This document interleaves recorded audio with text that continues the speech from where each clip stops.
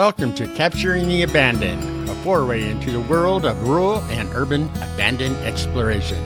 Hello, my name is Vincent Gearhart, and along with my co-host, Mr. Lex Nichols, we'd like to welcome you to episode 8 of Capturing the Abandoned, featuring Amy Messmore, aka Taikon Dog. This podcast is for and about the many talented rural and urban abandoned explorers out there, primarily on Instagram, and it's where we highlight and recognize these fellow explorers to see what inspires and motivates them. This gives us all a chance to get to know these amazing explorers on a more personal level, as an artist and as an individual. Before we get started with the interview, here's a quick little observation on workflow.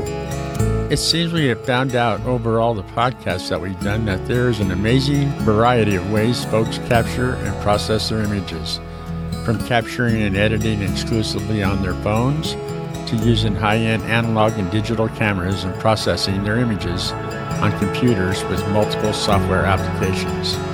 No matter how these photographers/artists do it, the final images all seem to turn out to be emotional, extremely beautiful, and the images help us see through their eyes what they see and the magic that they capture and ultimately share with this wonderful community of rural and urban abandoned explorers.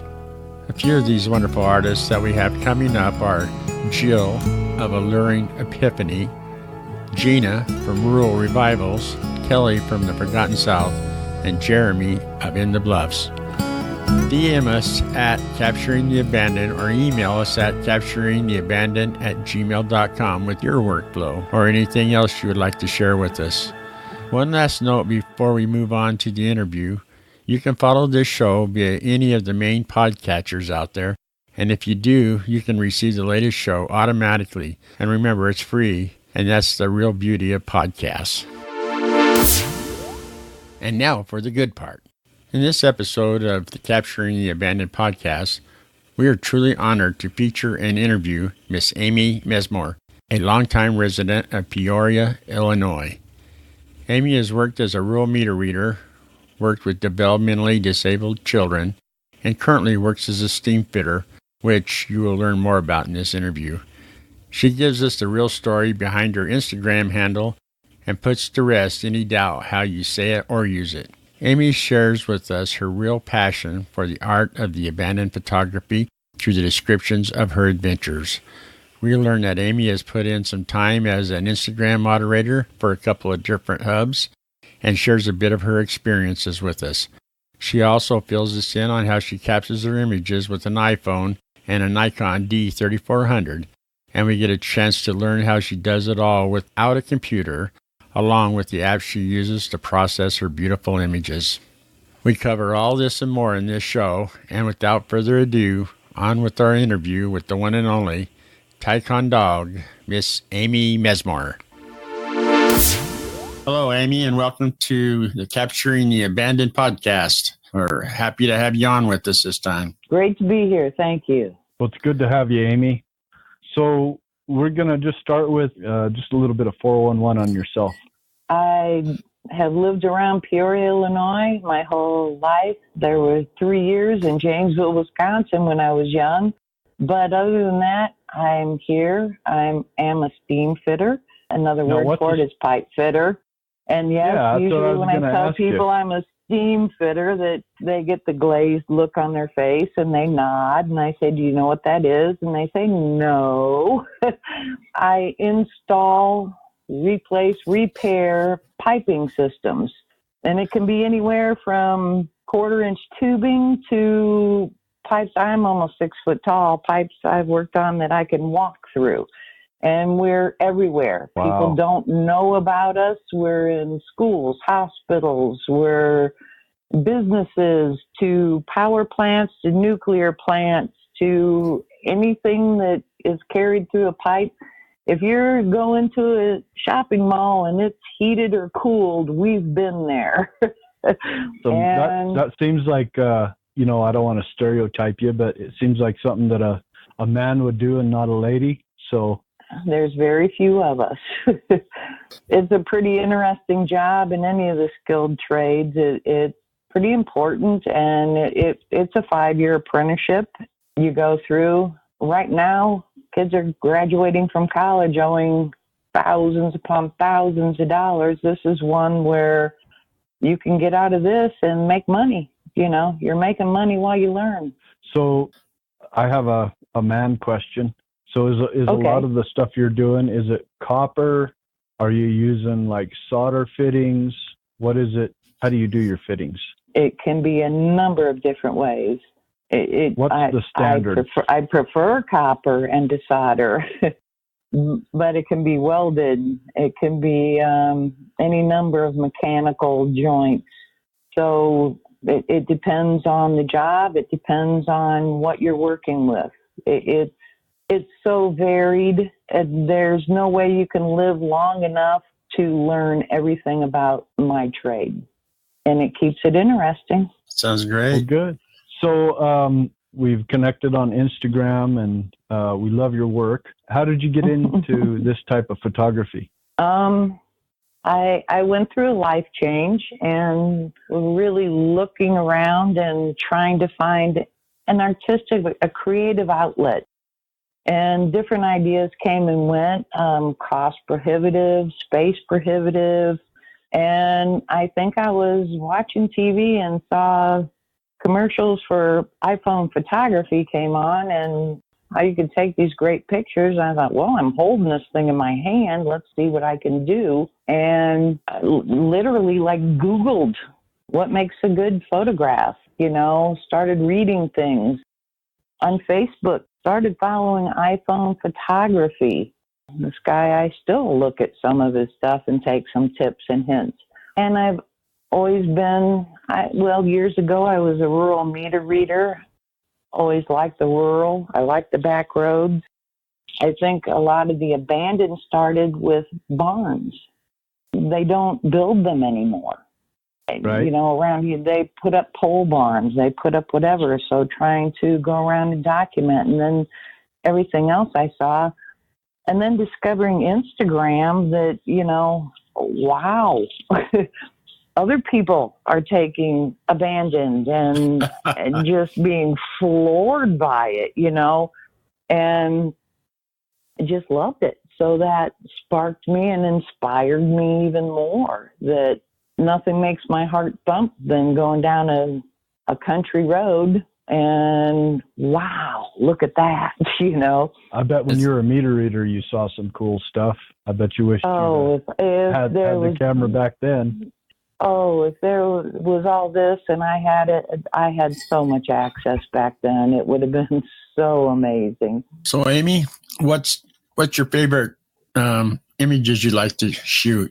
You got a lot of buildings and vehicles and kind of got a nice assortment, but what's your favorite?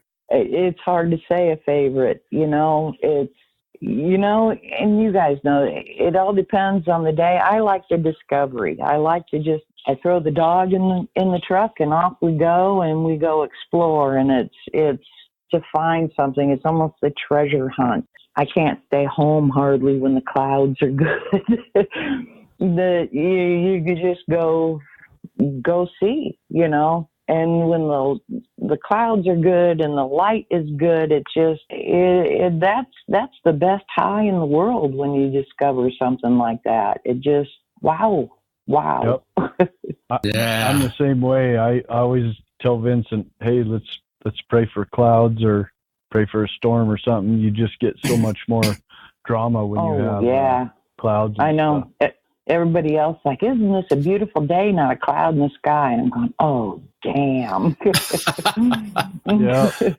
Tough to shoot when it's middle of the day. Yeah, we have over 300 days of sunshine, or mostly sunshine here, and it's hard to find a day where you can get good cloudy overcast sky. You said you do a lot of stuff with the iPhone, and you followed some iPhone tutorials and stuff. So do you have any other equipment that you use? I have stepped up to a Nikon 3400, very beginner level. Bought the kit and am still learning. Still need to learn more.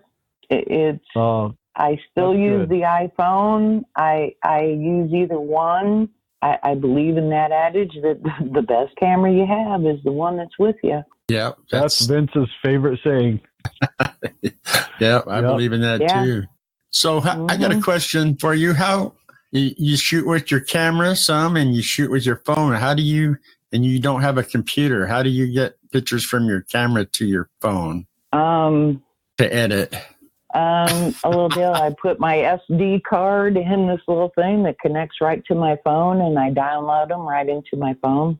Wow. Yeah, that's a simple. Well, that's cool. Yeah, I was just racking my brain trying to figure out how you did that, and that's a simple solution. This camera was supposed to be an automatic download, but that started your phone uploads, redates, whatever. And the camera, that deal doesn't keep up with the updates. I had, this isn't working. How else can I do this? And luckily, I got an Instagram. Jim Burnham Arts filled me in. It's like, this is what you need. And boy, that was a lifesaver. So after you get your images to your phone, what applications do you use to work the software? What do you use? The best thing I heard and learned was whatever app you use, learn it well. My main one is Snapseed. Mm-hmm. Yep. Now there's a couple others that I go through. A pretty neat one is TouchRetouch, an app. And that one, you've got a spot on your lens, and oh God, it's there. You can go into that and wipe it out. You don't like the power lines that are there, you can wipe it out. My tip for that is edit your pictures first and then go do that. Otherwise, you'll do that and then go into your edits, especially if you do any HDR, and you'll start seeing it. Wow, that's nice. That's a good tip. So you can wipe out a lot. I did a ghost sign, a huge ghost sign in Bloomington, Illinois, that's just covered with power lines, and I got rid of every one of them. It's pretty amazing. Wow. There's another one, Darkroom, and I like the curve on that one, if that makes sense to you. Yep. If you've ever used an app. And the other thing that one does really great is it allows you to pick certain colors to pop, so you're not saturating your whole image. You can say your sky's kind of washed out a little blue. You can go to blue and pop it a little bit. Or you've got a red barn that's looking a little, you can pop that. And that's a pretty cool app to use. It's called Darkroom? It's called Darkroom. Awesome. Darkroom. I'm going to have to check into that. Yeah, I'm writing these down. Yeah. Yeah, that's a neat one. And then I think Vincent commented, I put a picture out on Facebook because I like to put out photographs like I see them. I try to make it as much as I see it.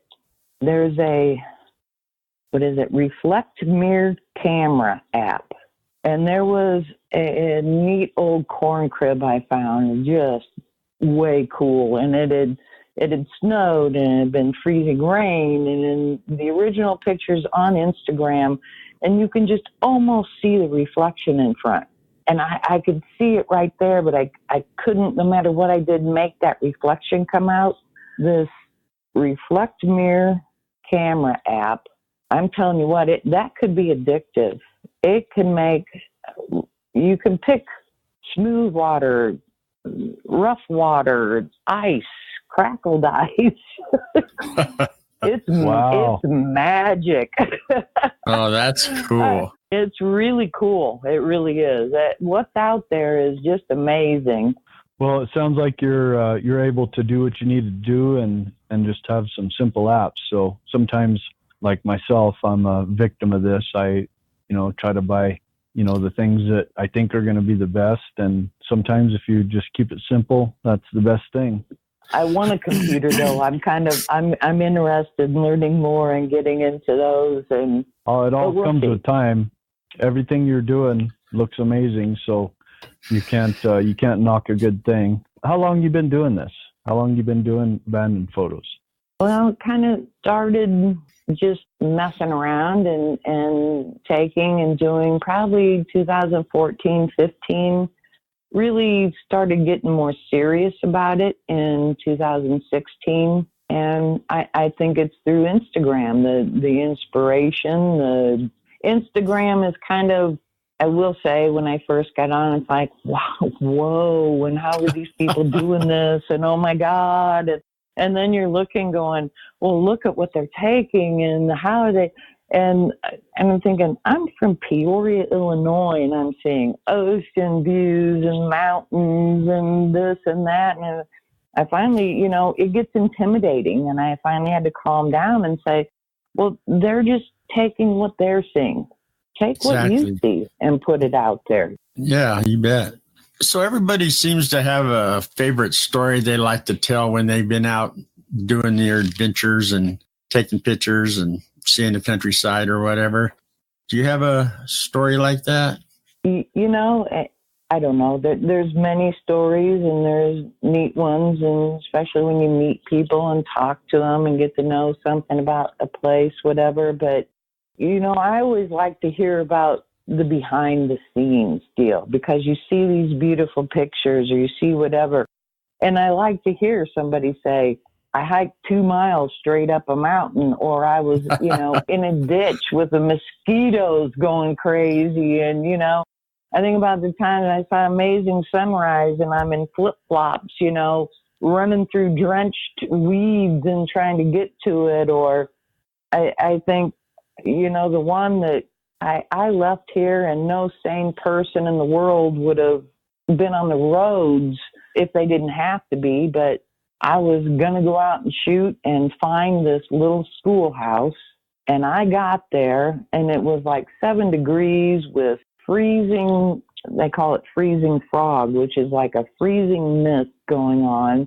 And I found it and I actually got off the road a little bit and I'm in a ditch up to, and I'm up to my waist in snow shooting pictures and people are driving by. It was finally the school bus driver that slowed down, almost stopped, looked at me like, are you out of your mind? And I'm laughing. Yeah, probably I am. So it's always stories like that I just have to share and laugh. And like, yeah, if you're not into it, you don't understand what's behind the scenes, Oh, isn't that a cool image? Well, yeah, but. Yeah, you should have been there. You should have seen what I had to trudge through to get to it. Yeah. So do you have a worse place? Is there somewhere you've been to that was just like turned into a catastrophe? I really don't. And I've been to a lot of places. I go out and shoot by myself. So I do have a couple backups. I have a 100-pound dog that goes with me.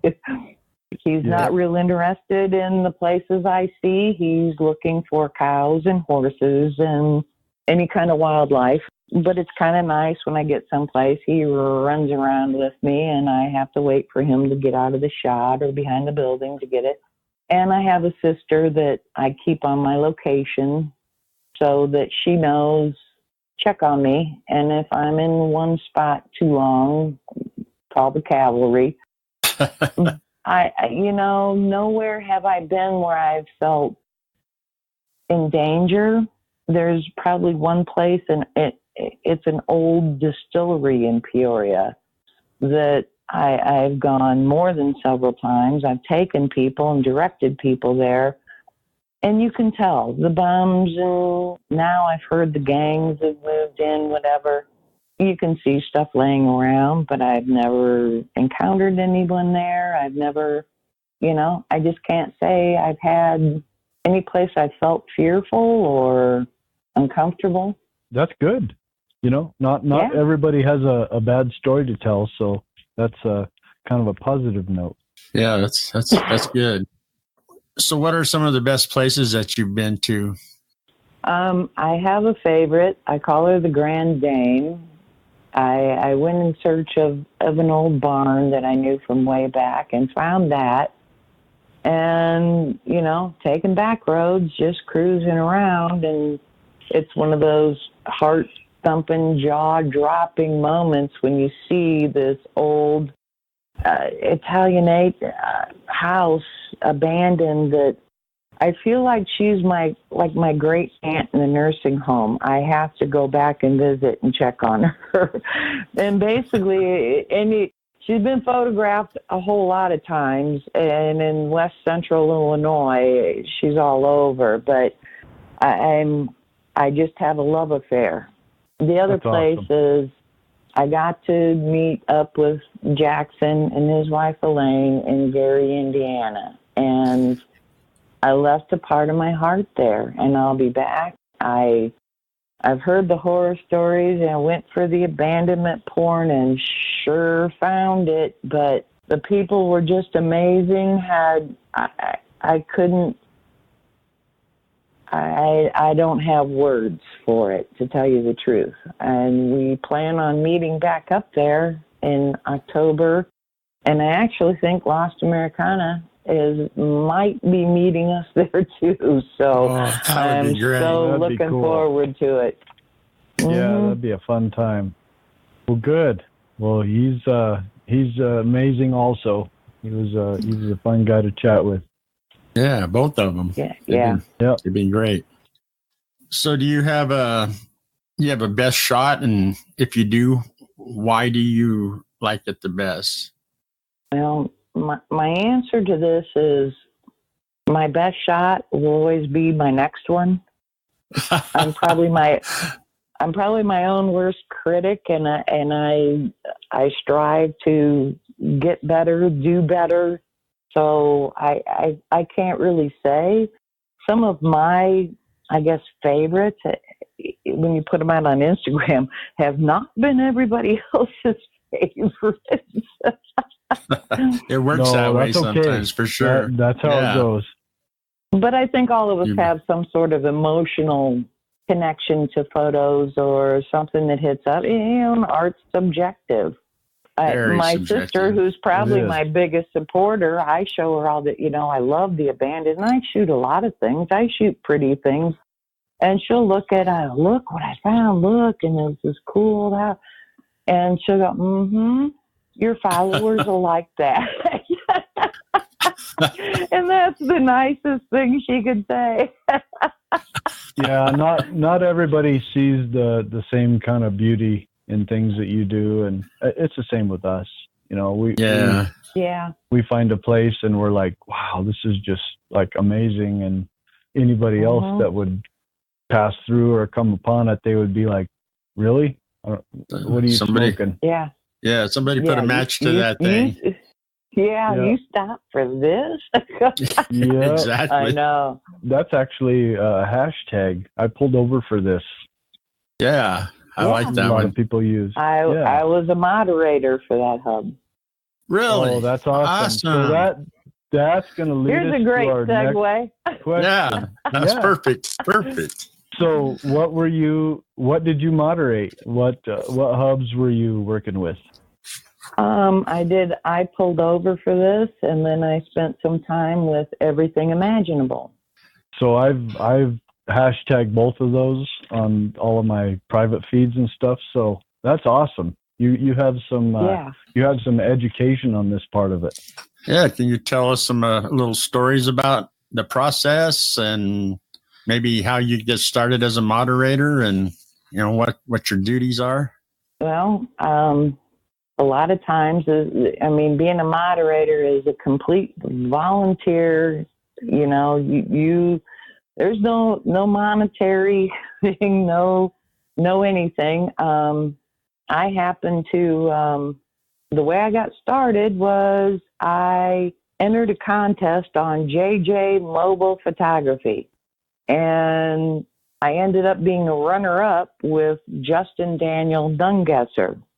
And we started talking and following each other, and that man takes awesome photos, and he's from New Jersey, and wow. Anyway, he contacted me and asked me if I'd like to be a moderator. And I thought, who am I to pick or judge or whatever? Seriously? Yes.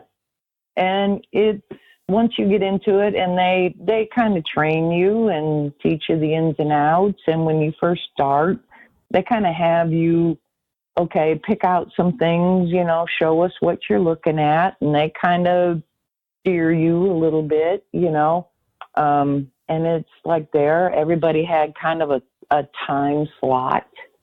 You cover from here to here, and you go through, and you like everything that somebody's, tagged to you, and you go through and you pick something, and it's tough at times because there's so many, that are so deserving and are good, The hard part is I think you pick this beautiful picture of a goat on a mountaintop with this beautiful sunset, whatever. Well, the next day you're inundated with pictures of goat, and you're right. Okay, you're always looking for that something special, something different. And I left there because of my working out of town a lot and the incredible hours. I just didn't think it was fair to the other moderators. But in the meantime, I had Kelly Carver, who I love dearly. She kept asking me to come to everything imaginable. And I finally relented. I pulled over for this and said, look, I've got like a month before my next big job. I can help you out. And I got sucked into there for a while, which was, I can't say it's a great experience. All of it's great, but it is, any moderator out there, everybody should thank them completely, because it is, you're not only trying to take care of your own feed, and I always think when you follow people, you should go through and at least like or comment or something on them. Well, you're not only doing that, now you're also doing it for a hub. So it consumes a lot of time. Yeah, I can see that. Or doing that, you bet. Well, we appreciate it, because I've hashtagged so many things and left those hashtags, I pulled over for this and everything imaginable. And, we appreciate it. All the moderators out there, they're the ones that kind of are in the background looking at the images. And I'm sure it's like you say, it's subjective. So once you find something that strikes you and you'll repost or something. Yeah, and it strikes you, and you're really hoping that it strikes everybody else. You're right. And all this really does is give somebody more exposure. That's how it works. You have to feed off of each other.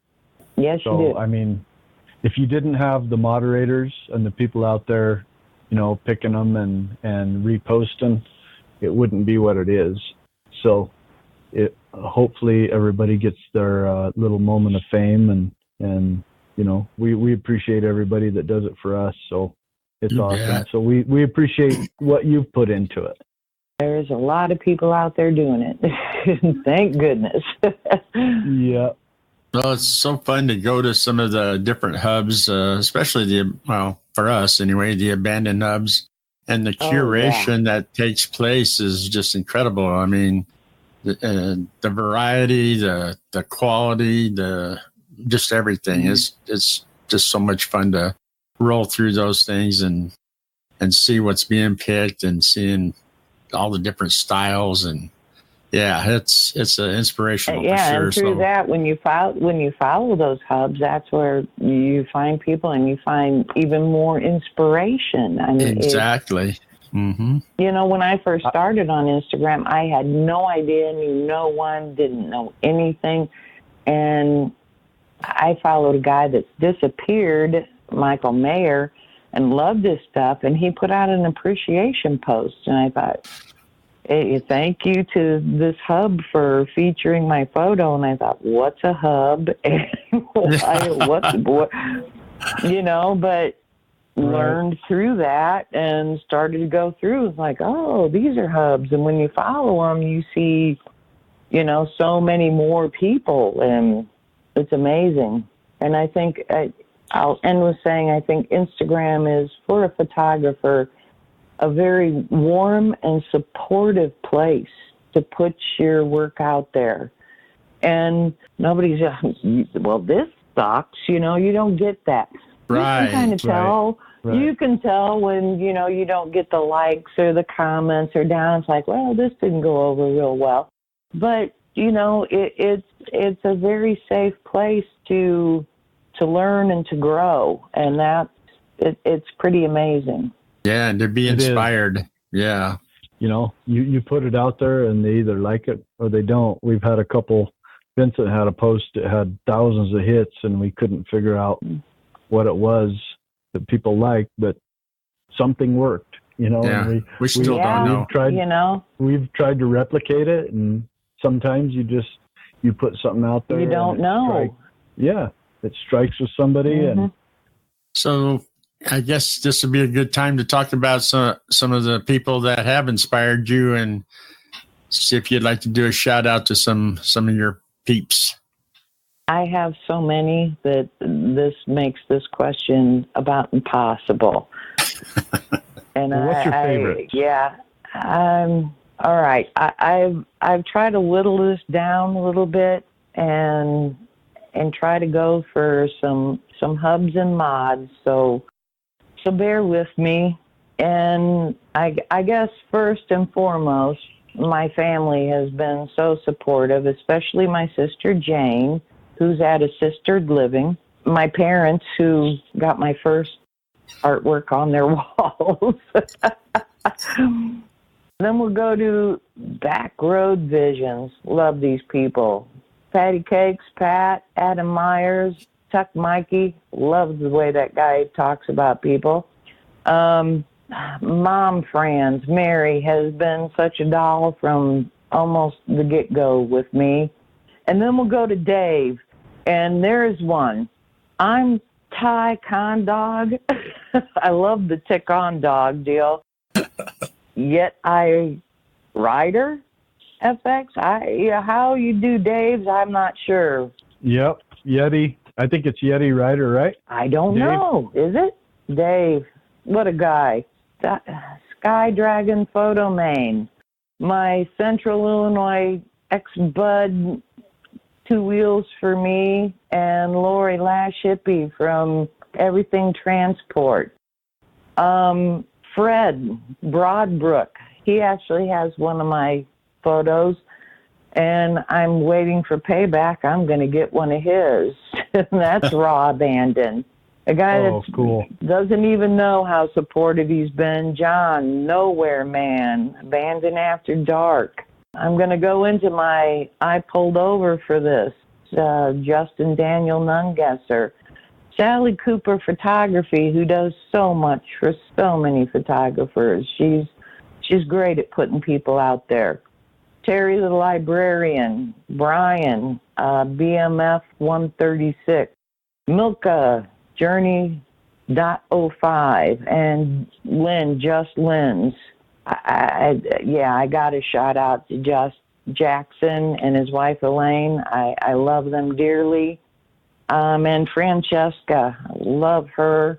I'll go back to Zeta Urbex, another Amy, Janet March, my old partner in crime, Marla, and a girl that she's gone off Instagram. She's on.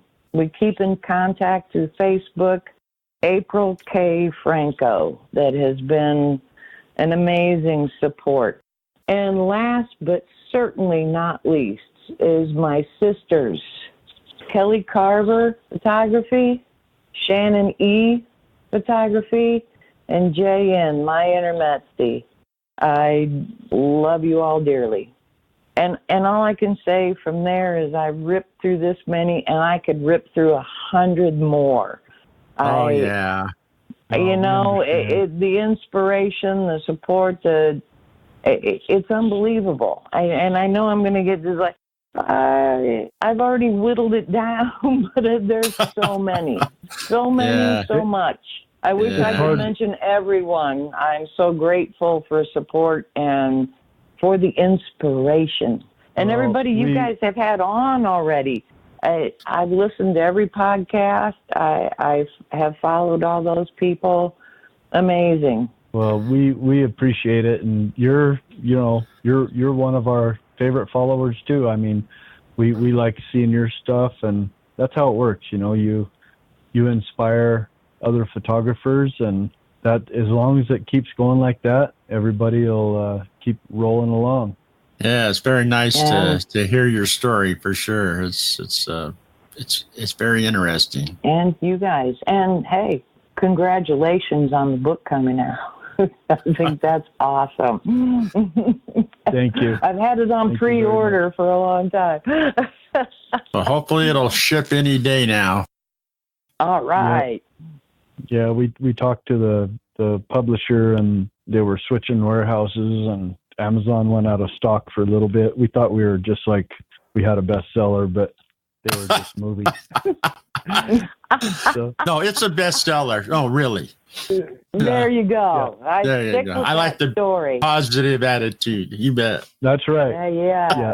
So thank you so much, Amy. Yes, thank you, Amy. How's the best way people can get in touch with you? Do you have a website, direct email, message? Direct message me, and that is TyconDog, and it came from my email address, which is TyconDog@me.com, if anybody cares to.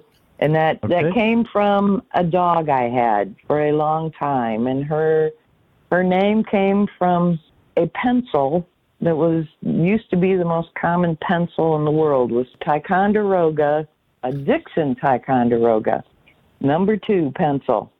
And my brother used to laugh and called her Ticonderoga. And when I signed up for Instagram, I used the beginning of my email, and then things kind of got carried away, and I never knew how to change it. So there it is. Well, there was a long ongoing discussion of how does she say that? Tick on dog, Tycon dog? What the heck is it? Well, say that it's like tick on dog. My sister and I just rolled. So it's nice to hear the story. Yep, there's clarification. So it's TyconDog and Amy, and we sure appreciate you giving us the time and telling us your story. Well, thank you. I'm honored that you'd ask, to tell you the truth. Thank you so much for being on with us, Amy, and our pleasure. Yes. Okay. It's a pleasure, guys. All right. Well, thank you very much. Thank you, Amy. Appreciate it. Bye-bye. All right. Bye-bye. Bye. What a treat. Thank you so very much, Amy, for being our guest on this episode of the Capturing the Abandoned podcast. Folks, if you're not already following Amy, please be sure to visit and follow her on Instagram as TyconDog. Yes, I did say that properly. So you don't miss any of her beautiful abandoned images. The music bed for this show is titled Sunset Through a Window and was composed and performed by my good friend and co-host, Mr. Lex Nichols. And once again, for your listening pleasure, we have included the full track at the end of this episode. You can find more of Lex's music on his website at lexnichols.com, on his YouTube channel, Spotify, and on iTunes. And be sure to give him a listen. You can find our Facebook page by searching for Capturing the Abandoned, and we'll use this page to share our podcast information, including our show notes and artwork for each episode, and information on locations where you can download, stream, and or subscribe to it. In addition to the Facebook page, we've also created a Facebook group at the same location called Capturing the Abandoned International, which is dedicated to the purpose of showcasing the images, stories, and the people who create the images and art of this genre. This is where we hope to have anyone and everyone from any country post and share their rural and urban abandoned pictures and stories with everyone else. So please stop by and contribute. We've reached the end of this episode of Capturing the Abandoned, and we hope that you have enjoyed it. You should be able to find this podcast wherever fine podcasts are served, including Apple Podcasts, Spotify, Google Podcasts, Anchor, Overcast, and more. Please subscribe and be sure to let any of your adventurous friends and relatives know about this podcast. Your feedback is important to us, so please feel free to reach out to us at capturingtheabandoned@gmail.com and leave us your thoughts, ideas, and suggestions on how we can improve this show and bring you the best Capturing the Abandoned experience. Fun times, exciting guests, and abandoned content are up ahead, so please stay tuned. And until next time, be safe out there.